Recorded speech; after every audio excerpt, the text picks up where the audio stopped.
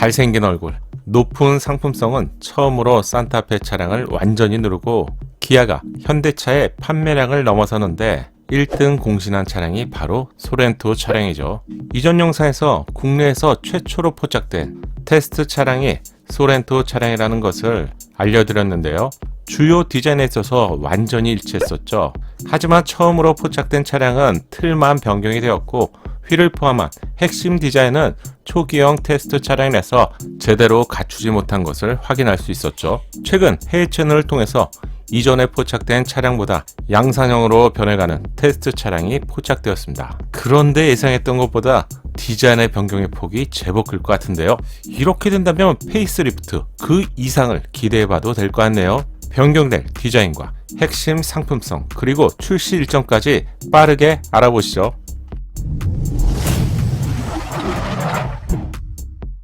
안녕하세요, 연목구름입니다. 소렌토 페이스리프트의 소식이 알려지면서 공통적으로 듣게 되는 말이 있어요. 기존의 디자인이 워낙 뛰어나서인지 페이스리프트는 최소한의 수준에서 변경이 될 것 같다, 이런 말을 자주 듣게 되는데 제 생각은 좀 다릅니다. 포착된 테스트 차량을 보면 기존의 디자인을 찾아보기 힘들 정도로 전면부의 변화는 풀체인지 이상으로 보이는데요. 한편으로는 이렇게까지 많은 부분이 변경되어야 할 이유는 분명히 없죠. 특히 풀체인지가 아닌 페이스리프트인데 말이죠. 결론적으로 확 달라질 것 같네요. 기존 차량에서 약간의 화장을 더한 디자인으로 변경되는 것이 아닌 전면부 얼굴은 완전히 다른 풀체인지급 이상으로 변경되는 것이 확인되었습니다.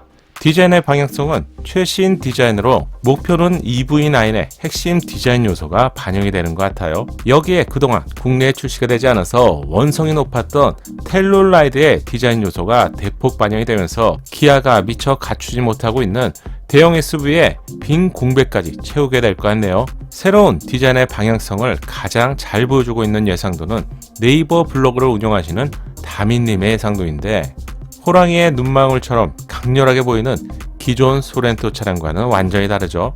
예상도에는 새로운 디자인의 텔룰라이드의 모습도 숨겨져 있는데요. 또한 셀토스 페이스리프트에서 적용된 최신 디자인도 숨겨져 있습니다. 그럼 지금부터 하나씩 증명해 볼까요? 먼저 봐야 될 차량은 국내에서 최초로 포착이 되었던 테스트 차량을 보면 헤드램프 부분이 살짝 보이죠. 기존과 다른 형태가 확인되었는데 두 줄의 수평 형태로 보였죠. 헤드램프의 디자인은 제대로 확인하기 힘들었는데 최근 해외에서 포착된 차량입니다. 선명하게 포착된 헤드램프 내부의 디자인은 두 개의 네모난 램프를 볼 수가 있고 세 개의 수평바가 삽입된 디자인을 확인할 수 있네요. 다민님의 예상도에서 이 부분이 잘 묘사되어 있는데 두 개의 램프와 세 개의 테두리와 같은 디자인 요소를 볼 수 있죠. 주간주행 등도 최초로 포착이 되었습니다. 전혀 예상하기 힘들었는데 헤드램프 바깥쪽을 감싸는 디자인을 확인할 수 있네요. 기존 소렌토는 헤드램프 아래로 한번 꺾이는 디자인으로 시선을 집중하게 만드는 디자인의 힘을 보여주고 있죠. 페이스리프트에서 헤드램프 좌우 끝부분으로 이동했다는 것은 차량의 폭을 강조한 디자인으로 기존보다 훨씬 웅장하게 보이는 새로운 디자인이 적용된 것이죠. 기존 헤드램프의 디자인은 이렇게 수평으로 와이드함을 강조했는데요.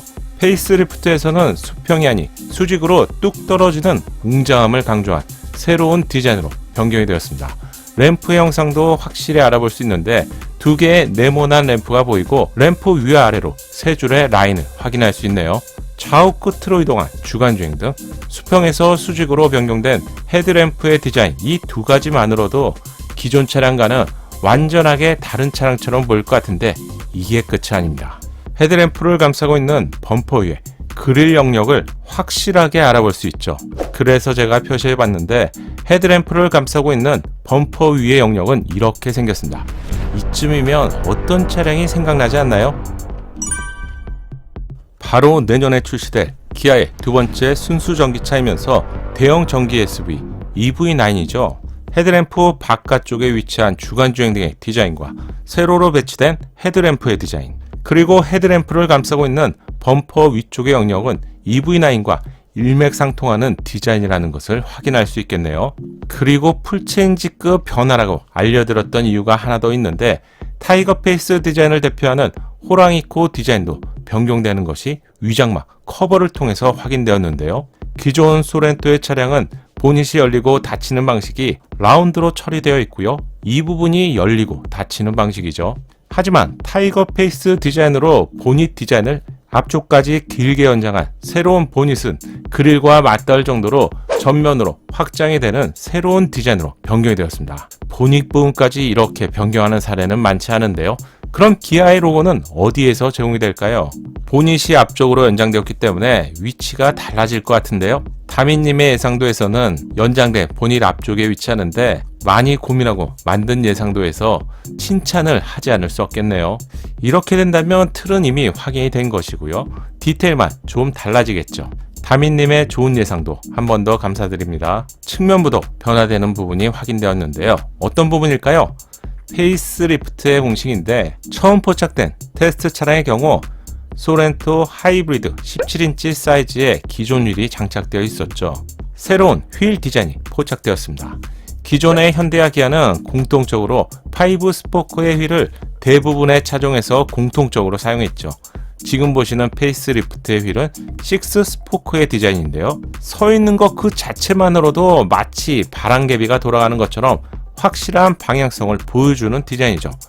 면도날처럼 날카롭게 디자인이 되어 있는데 이렇게 된다면 전면부 디자인에서 웅장함을 강조한 디자인이었다면 측면부 디자인은 전고가 높아서 좀 심심해 보이는 디자인을 날카롭게 보이는 휠로 변경하면서 역동성을 강조한 디자인인 것 같네요.